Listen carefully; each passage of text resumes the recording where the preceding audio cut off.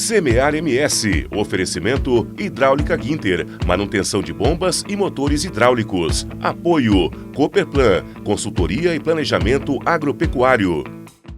Está no ar o Semear MS, dedicado ao universo do campo. No programa de hoje você confere: energia verde. Produtores de suínos de Mato Grosso do Sul estão investindo em geração de energia elétrica a partir de resíduos de animais.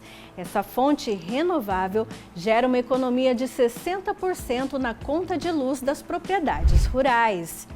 Maior do estado, conheça o projeto Fazendinha do Sindicato Rural de Dourados, líder em horticultura e fruticultura em Mato Grosso do Sul.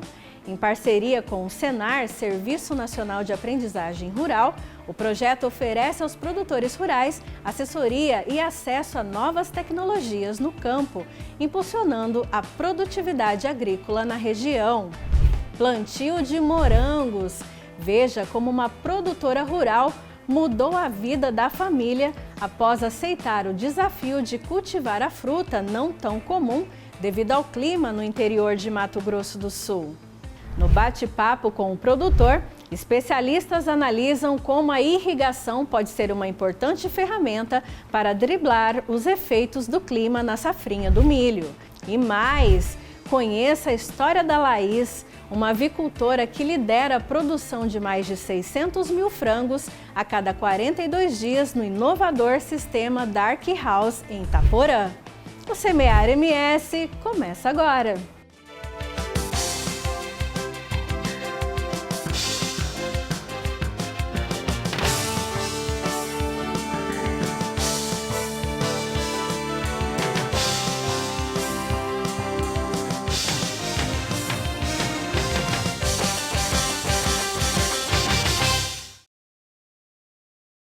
Maior do estado e pioneiro em Mato Grosso do Sul, o projeto Fazendinha do Sindicato Rural de Dourados, em parceria com o Senar, oferece a produtores rurais assessoria e acesso a novas tecnologias empregadas no campo. Desenvolvido há mais de 20 anos pelo Sindicato Rural de Dourados, em parceria com o Senar, Serviço Nacional de Aprendizagem Rural, o projeto Fazendinha, atualmente estruturado no Parque de Exposições João Humberto de Carvalho, é pioneiro em Mato Grosso do Sul. A ideia é de levar ao homem do campo cursos e qualificação, além de apresentação de novas tecnologias. Disseminar o conhecimento, ele pegar aquilo que a pesquisa faz, aquilo que a pesquisa desenvolveu, né? E mostrar na prática para o produtor rural que funciona, né? Que ele pode levar para a propriedade dele, que em um curto espaço ele vai conseguir produzir mais. A gente sabe que hoje o produtor, para ele alcançar lugares maiores, né, e uma rentabilidade ao ponto de ter uma transformação na sua vida, ele precisa do conhecimento. Hoje é o conhecimento, né, que transforma.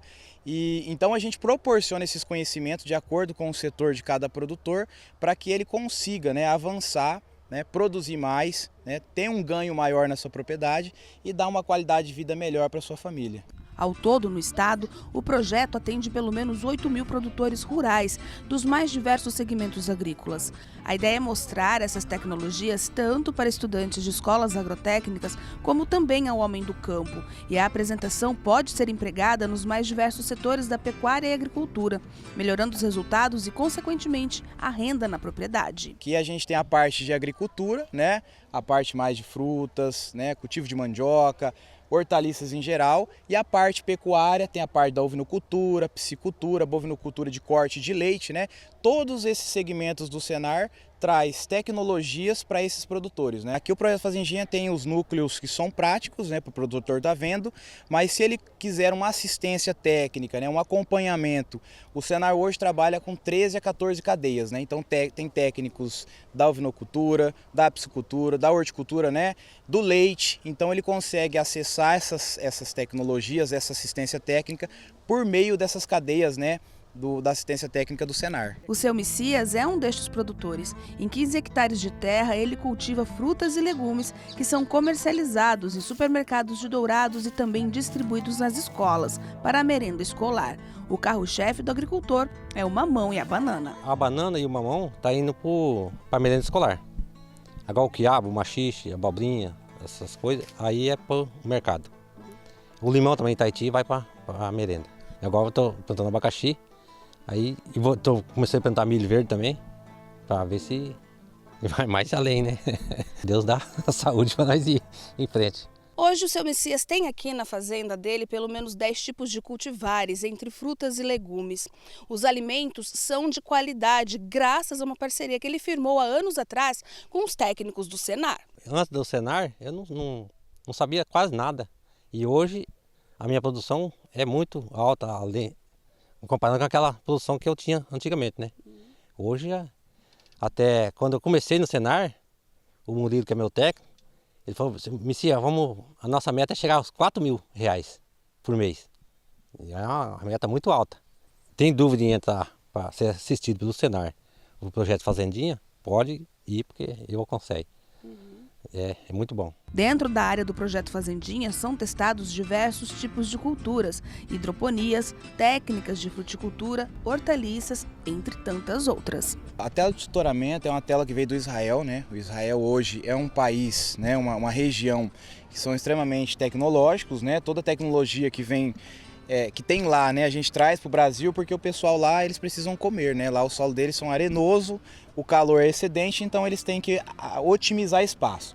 A tela de tutoramento, ela serve para você conduzir as culturas em forma vertical, né? Então você consegue, em vez de trabalhar com abóbora rasteira, né, ao solo, você consegue conduzir ela na forma vertical.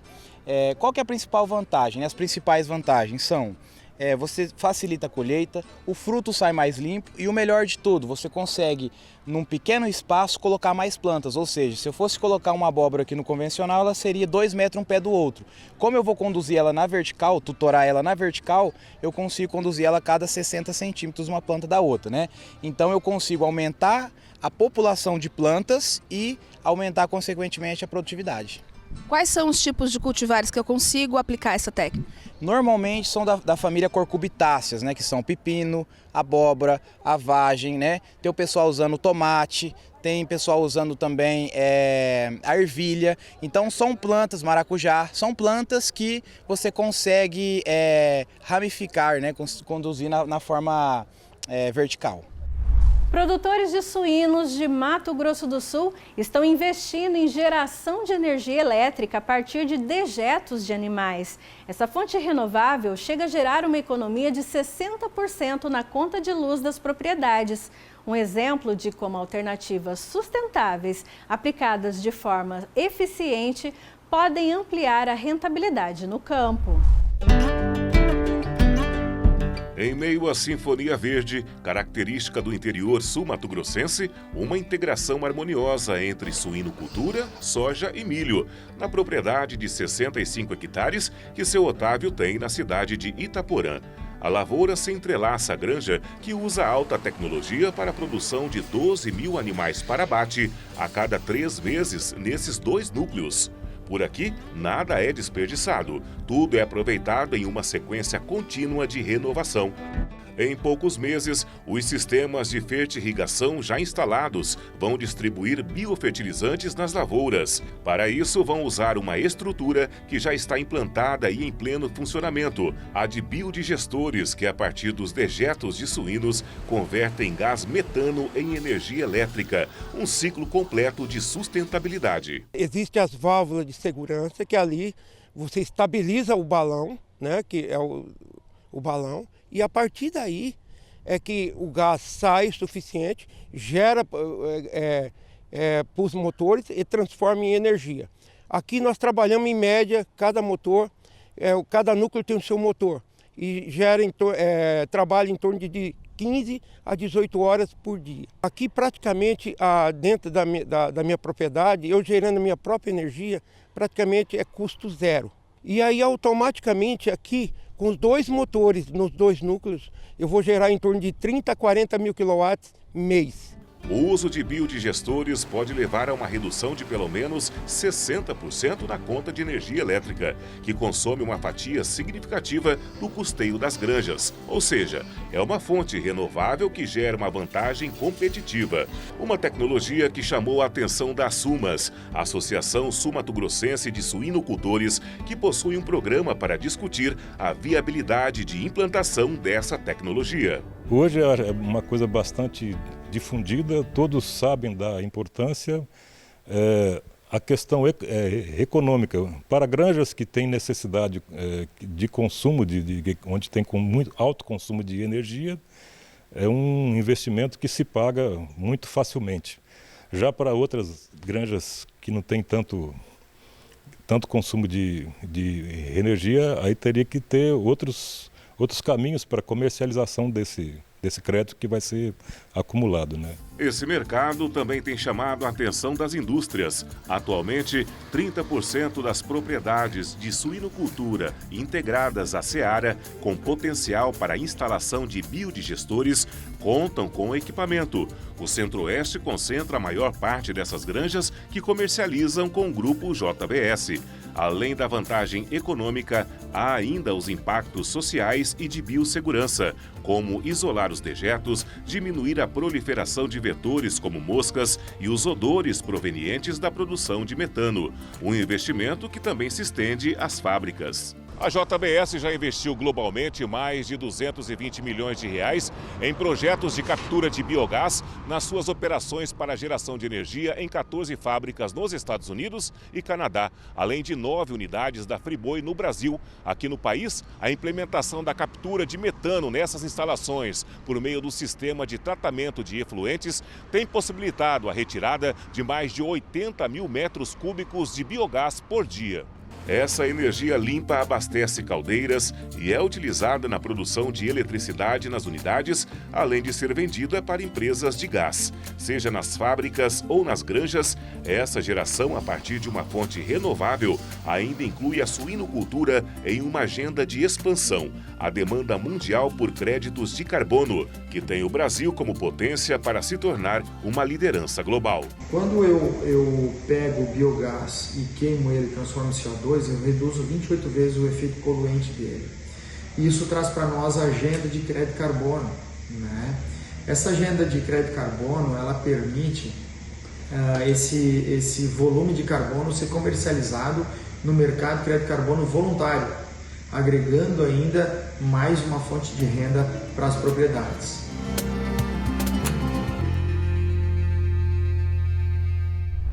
No próximo bloco, você confere. Tecnologias ajudam na produção de morangos no interior de Mato Grosso do Sul. Veja como essa atividade pode ser rentável.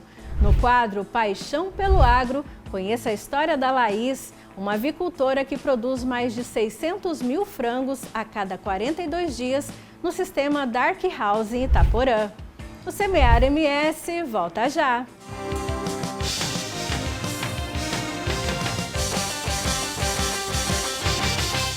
A Lubifil há 20 anos atende Dourados e região com variedades em produtos com as melhores marcas e garantia de qualidade. Temos o óleo ideal para o seu automóvel, caminhão ou máquina agrícola. Na Lubifil você conta com uma equipe especializada e atendimento personalizado. Lubifil, agora com 2 lojas em Dourados.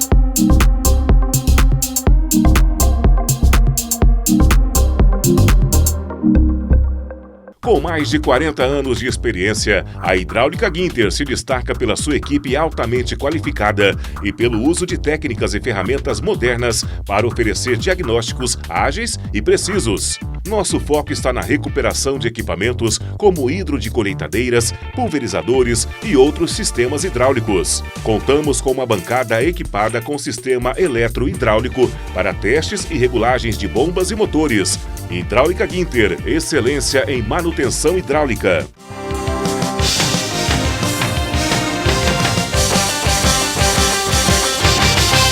Estamos de volta para falar sobre novas tecnologias no campo. Veja como uma produtora rural mudou a vida da família após aceitar o desafio de plantar morangos no interior de Mato Grosso do Sul. Conheça as técnicas utilizadas para o desenvolvimento da cultura.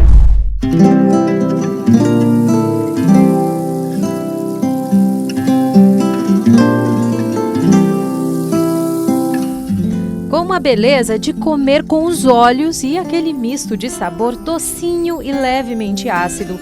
O morango há muito tempo encanta a Andréia. A pedagoga que concilia a vida de professora com a de produtora rural se entusiasmou ao descobrir que poderia fazer da fruta uma renda para a família. Quando ela falou para mim assim, ó, vamos plantar morango aqui, para mim foi música para os meus ouvidos.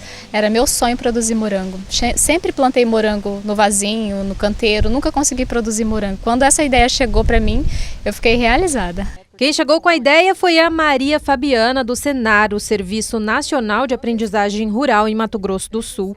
Uma vez por mês, ela faz visitas técnicas para acompanhar a propriedade que utiliza um sistema de manejo semi-hidropônico cultivado em slabs. Esses slabs, eles são preenchidos com substrato, que é um material que serve para sustentar a planta do morango. Como ele não tem fertilidade, toda a adubação do morango ele é feita através da fertirrigação com uma mistura de adubo. Então tem uma fórmula específica para o morango, tanto de verão quanto do inverno, que a gente utiliza. E essa mistura é feita numa caixa de água e depois elas vêm através da mangueira de irrigação para os morangos. Eles recebem essa fertirrigação uma vez ao dia, todos os dias, e depois ele é irrigado somente com água. O sítio fica em Deodápolis, no interior do estado, para onde a Andréia se mudou com o esposo e os filhos em 2018 para recomeçar a vida após a morte do sogro. 2 anos depois, passou a produzir os morangos, até convencer o marido a deixar o trabalho em lavouras de mandioca para viver da venda de café na feira e do manejo da fruta. Foi 1 ano, aí ela mexeu sozinha, até que eu decidi parar com a lavoura e me dedicar ao morango. Atendeu às nossas expectativas, é uma lavoura muito trabalhosa, mas compensativa, é gostoso de mexer. Morango dá bastante trabalho.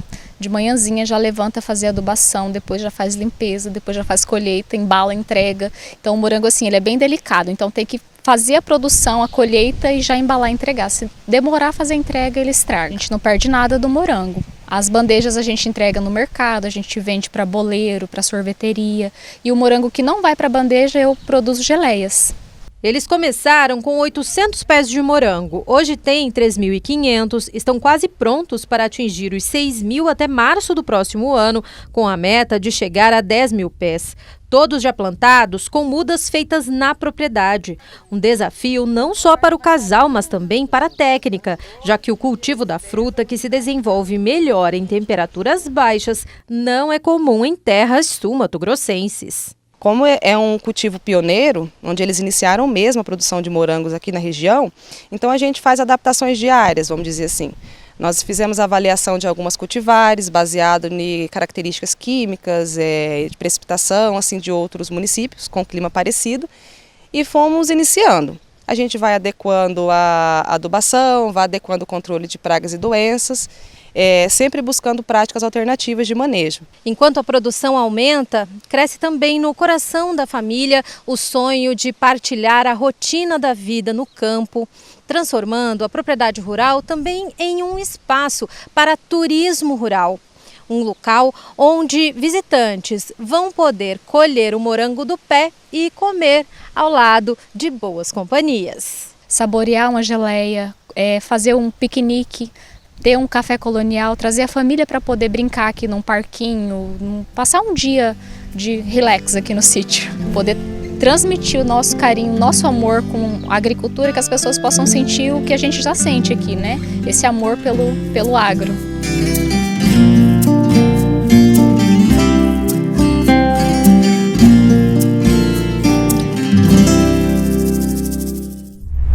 No quadro Paixão pelo Agro dessa semana, nós vamos conhecer a história da Laís, uma avicultora que produz mais de 600.000 frangos a cada 42 dias no sistema Dark House.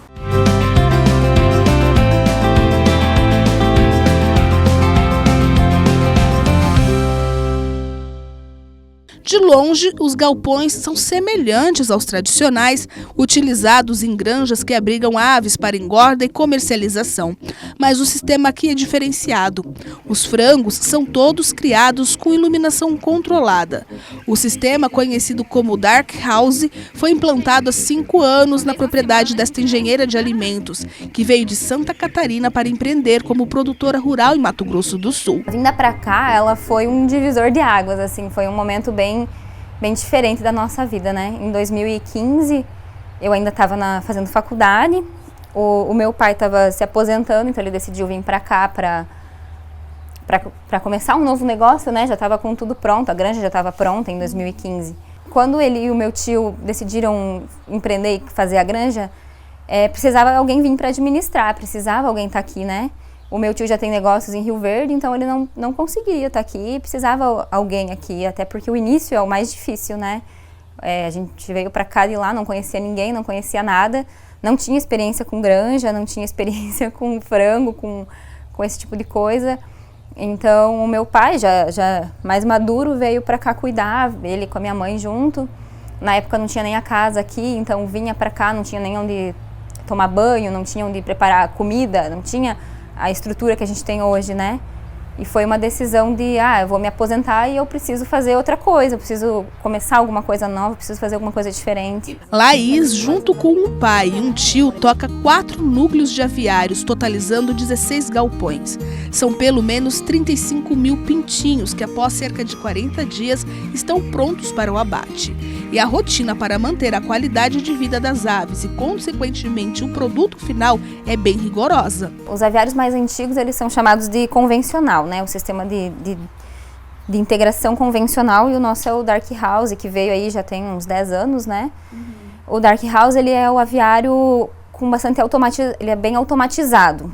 E ele é as lonas internas e externas, então não deixa passar a luz do dia, né? Dentro ele tem uma iluminação forçada, iluminação com lâmpadas, né?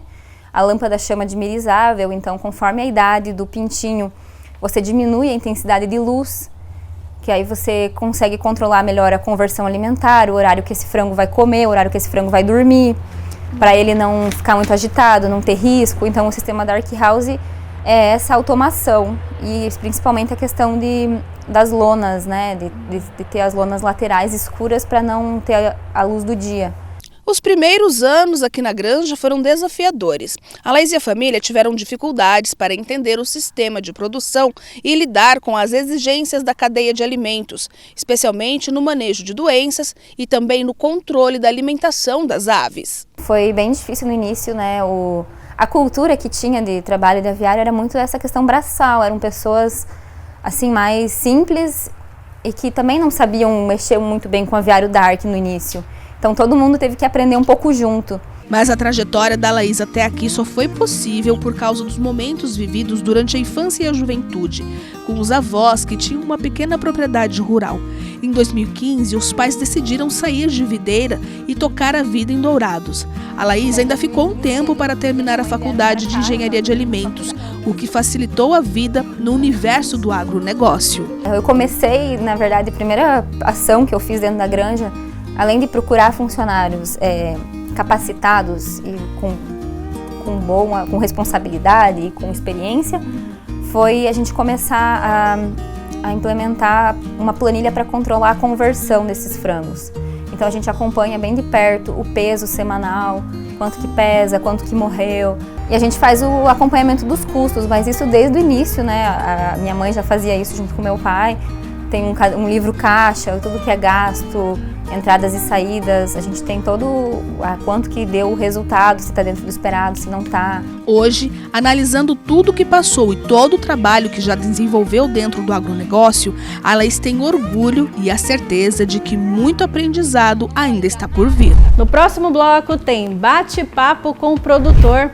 O presidente do Sindicato Rural de Dourados, Ângelo Ximenes, recebe convidados que vão analisar como o sistema de irrigação pode ser importante para driblar os efeitos climáticos nas lavouras de milho. O Semear MS volta já!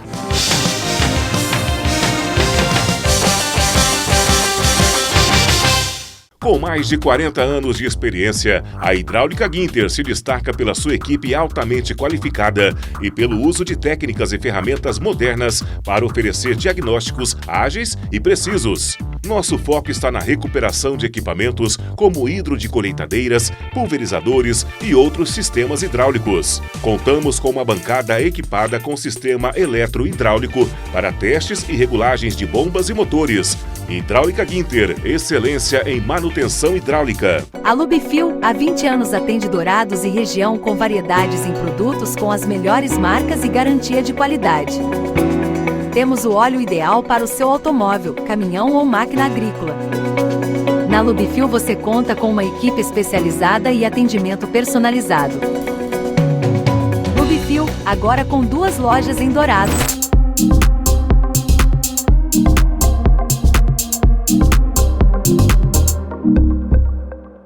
Semear MS, oferecimento Hidráulica Ginter, manutenção de bombas e motores hidráulicos. Apoio Cooperplan, consultoria e planejamento agropecuário.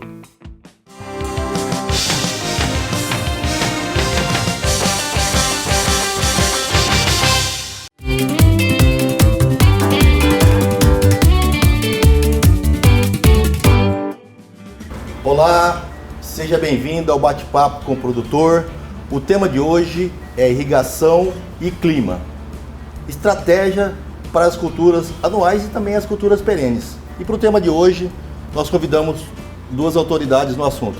O Dr. Danilton Luiz Fluminhan, que é pesquisador da Embrapa Agropecuária Oeste, e o engenheiro agrônomo Mário José Maffini, que é o presidente do grupo de plantio da palha, além de ser um agrônomo já muito antigo aqui na região, né? Começou mais cedo, né, Mário? Então, doutor Danilton, as estratégias que nós estamos utilizando aí, e uma das coisas que vem acontecendo na nossa região, principalmente nos últimos anos aí, como que o senhor tem que falar o que ocorreu nesses últimos anos, principalmente em relação a chuvas irregulares e também a estiagem? Eu acho que a tônica da nossa região é a transição climática que a gente vive. A nossa região é uma região de transição climática. E isso coloca para a gente uma condição na qual o nosso clima ele não tem muitas repetições. Por outro lado, ele tem, na verdade, muitas vulnerabilidades. Então, se a gente recordar safras como a soja de 2015 e 2016, em que estava presente uma condição de El Niño, nós tivemos chuvas extremamente abundantes e problemáticas, inclusive na região, mais ao sul do Brasil, no Paraná também. Por outro lado, essa última safra também de El Niño, nós tivemos problemas com falta de chuvas para a safra de soja. Então, as condições para nós, elas são muito variáveis. O produtor aqui na região tem que ser bastante habilidoso para conseguir lidar com o clima da região, que é bastante irregular por natureza. É uma das coisas que você tem falado bastante nas discussões do grupo de plantio na palha, é a irrigação. De que forma que a irrigação poderia ser essa mola propulsora, esse auxílio necessário para as culturas anuais? Bom, conforme o Dr. Danilton falou, nós aqui estamos numa região de transição. Às vezes nós temos excesso, às vezes a gente tem falta. Eu diria para todos que nos assistem, irrigação é um seguro da lavoura hoje. Eu faço até um questionamento para o produtor aqui ao longo dos anos.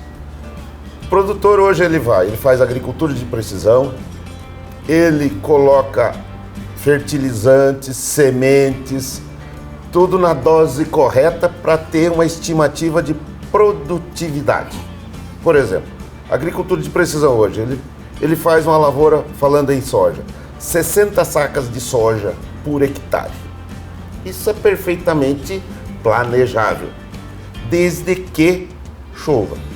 Quer dizer, ele tem a melhor máquina, ele tem a melhor semente, ele tem a melhor tecnologia, ele tem tudo. E aí o que acontece? 20, 30 dias de chuva, sem chuva.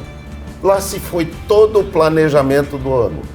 Então a irrigação, nessas horas, vem para cobrir essa deficiência e garantir a safra dele. Eu diria então que a irrigação é o seguro que ele tem hoje na propriedade. Doutor Danilton, uma das preocupações que o produtor tem é sempre com a próxima, né? Nós já estamos terminando, iniciando a colheita do milho de safrinha e nós já estamos pensando na próxima safra. Quais as previsões aí para os meses de junho, julho e agosto que inicia a próxima safra de verão? Eu acho que para a safrinha de milho que já está se encerrando, já não há mais discussão com relação ao que está por vir. Mas, por exemplo, nós podemos falar da soja que está por vir lá para setembro, outubro, como também para cana-de-açúcar e para outras culturas que às vezes estão no âmbito da produção de pequenos produtores. Esses têm que se preocupar com o mês de junho e julho, porque são os meses nos quais nós temos aqui em Dourados, na região centro-sul do estado, são os meses onde mais ocorrem geadas. Então, para culturas que têm essa vulnerabilidade por estarem no campo, é importante estar preocupado com isso. Outro ponto, Ângelo, eu acho que é interessante tocar, pensando na lavoura de soja que vai entrar depois, o produtor ele precisa ter planejamento estratégico de saber dos riscos para iniciar a safra de soja por conta de ela entrar depois de um período de estiagem prolongada. Então, o produtor que trabalha num planejamento de uso da terra adequado, ele consegue ter um solo que retém mais água, ele consegue ter um solo que a raiz ela se insere em camadas mais profundas na sua fase inicial com mais facilidade e ele consegue ter palhada protegendo o solo. Então, Mário, com relação a isso que o Dr. Danilo está falando, como que o produtor que já é irrigante, que ele já está com a irrigação pronta, de que forma que ele pode fazer, porque muitas vezes o produtor irrigante fala, puxa vida, poderia ter atingido um potencial máximo. Diante desse cenário de previsão climática de estiagem, como que o produtor irrigante pode chegar na próxima safra e obter os máximos resultados possíveis? Bom, eu diria o seguinte, o produtor irrigante é um cara hoje aqui na nossa região que ele tem um sono tranquilo. Porque ele sabe que ele planejando a safra, colocando aquela quantidade de semente adequada, plantio na época adequada, fertilizante adequado, certamente ele vai atingir o sucesso. Doutor Danilton, tem quase na boca do povo, de um modo geral, até de padaria, que todo mundo fala El Ninho, Laninha. Resumidamente, o que seriam esses fenômenos e qual o fenômeno que entraria agora nessa próxima safra? Já tem algum fenômeno estabelecido para a próxima safra? Ótimo.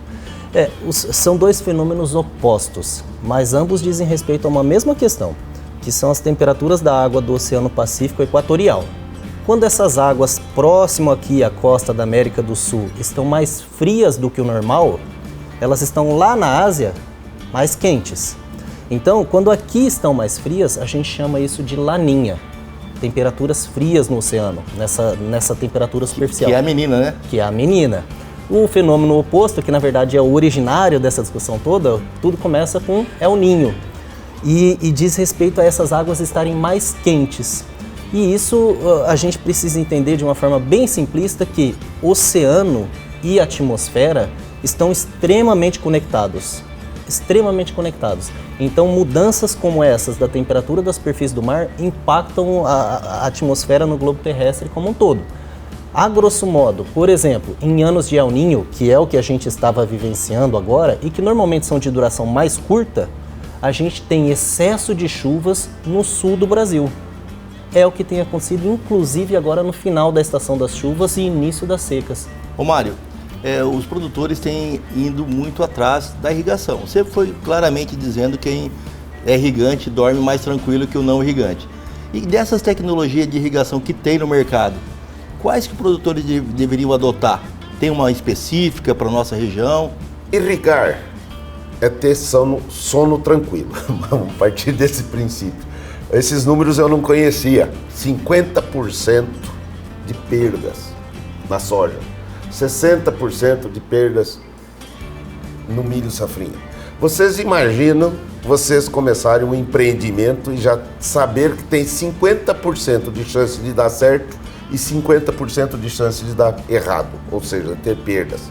Você imagina como é que você chega, o que passa na cabeça do produtor. Vamos lá. Quantas opções de irrigação? Hoje a gente tem várias opções de irrigação. Nós temos a questão da irrigação por aspersão, que são os pivôs centrais que tem aí, conhecido, amplamente utilizado.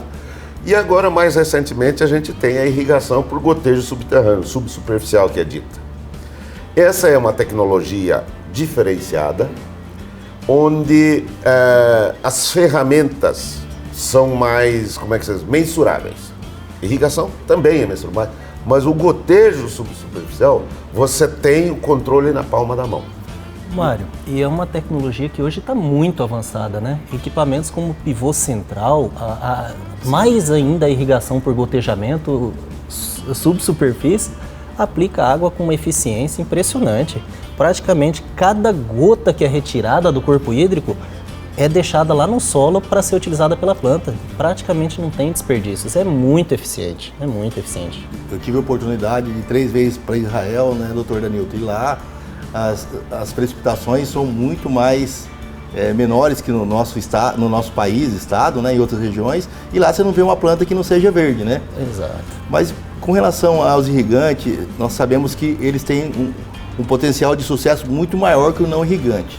Diante disso, Dr. Danilton, somos sabedores que a Embrapa é responsável pelo ZARC, né, que é a zona de risco climático, que é onde vem todos os seguros agrícolas e tal. De que forma, numa região de transição, que o senhor disse no começo da fala, que Dourados, sul do Mato Grosso do Sul, praticamente não é norte nem sul. De que forma que nós podemos driblar, que o produtor rural pode driblar para o plantio das culturas anuais, principalmente? E legal, Ângelo. A gente faz uma dissociação muito clara entre o que é tempo e o que é clima. Tempo, às vezes o tempo está frio, às vezes o tempo está quente, né? Mas clima é aquilo que se repete ao longo do tempo. E como que você estuda isso? Como que você estuda o clima para falar o clima é assim? Por exemplo, instável. Você estuda a partir de séries de dados climáticos super extensas. Pelo menos 20, 30 anos para você poder falar o clima é assim. Então o trabalho que você comenta do ZARC, ele diz respeito justamente a isso.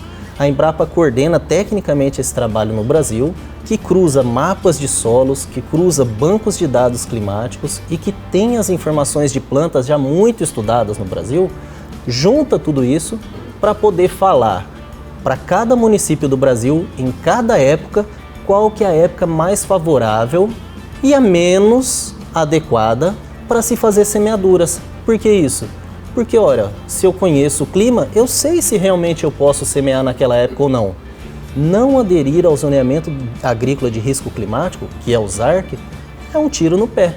Para a agricultura no Mato Grosso do Sul, vendo que está acontecendo catástrofes no Sul, outras situações, esse fator clima, ele é influenciado a isso aí ou ele é cíclico? Ângelo, vamos primeiro colocar uma pedra no que a gente tem, líquido e certo. Nossos riscos climáticos aqui, via de regra, são falta de chuvas, imputando deficiência hídrica para as lavouras, e geadas. Ponto. Às vezes tem chuva excessiva na colheita, às vezes tem chuva de granizo. Acontece? Acontece. Mas não é com isso que nós vamos lutar. Nós vamos lutar com geadas, mas principalmente com deficiência hídrica. Isso é o que existe hoje. Existem mudanças em curso. À luz da ciência que existe hoje, está claro, está nítido que existem mudanças em curso, determinadas por ações antrópicas no mundo inteiro, pelo homem existindo na Terra, colocando gases do efeito estufa na atmosfera que interagem com o balanço de radiação, acrescentando temperaturas a mais aqui no globo terrestre. Esse aumento de temperatura já está em 1,1 grau, salvo engano. É mais tímido na atmosfera sobre o oceano e pior para nós. O oceano se aquece menos, mas o continente aquece mais. Então, os aumentos de temperatura eles são mais expressivos onde tem sólido, onde tem terra, do que no oceano. Isso já está em curso. Existe um painel chamado IPCC, que congrega cientistas do mundo inteiro e que trabalha a partir de modelos utilizados e desenhados por cientistas do mundo inteiro, que é o chamado CEMIP. O CEMIP congrega cientistas do mundo inteiro que trabalham com diferentes modelos e existe um estudo consensuado desses modelos que fazem a simulação do futuro do clima. Aí é o que se chama, e já está no 6º relatório esse estudo, e os resultados vêm convergindo. Para nós, o que a gente tem de concreto? Brasil, tá? Infelizmente, os eventos de cheias, de inundação, de chuvas excessivas deverão ser cada vez mais presentes, da mesma forma que os eventos de secas extremas. Os extremos vão aumentar. Então, muito embora possa soar alarmante, acho que talvez precisa soar, a gente precisa ter consciência de que talvez as dificuldades que a gente tem tido nos últimos anos, talvez seja um novo normal. talvez seja o novo normal. E a gente precisa se adaptar para minimizar os impactos disso, para poder conseguir conviver da melhor forma possível. Quero agradecer novamente a presença de cada um de vocês. Espero revê-los nesse bate-papo com o produtor, que é a voz do produtor rural. E o bate-papo com o produtor vai ficando por aí. Espero revê-los na próxima semana. Até lá. O Semear MS de hoje fica por aqui. A gente se vê de novo no próximo programa. Até lá!